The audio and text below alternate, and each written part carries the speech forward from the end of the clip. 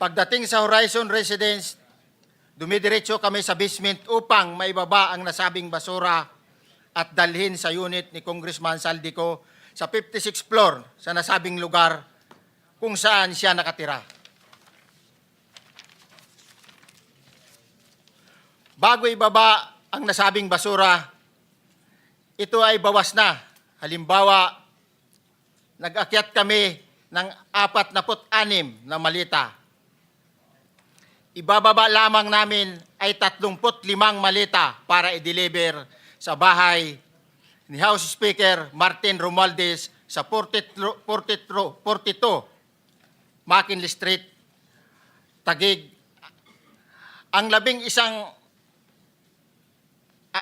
isang malita ay naiwan sa taas ng 56th floor sa Horizon Residence.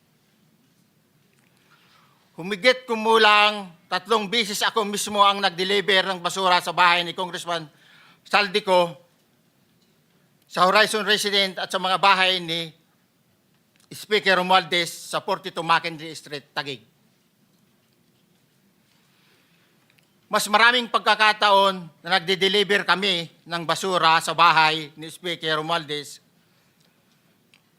at sa bahay ni Congressman Saldico dahil iba-iba kaming mga nakadetailed na close-in, back-up at advance party na nagkakaroon ng rotation.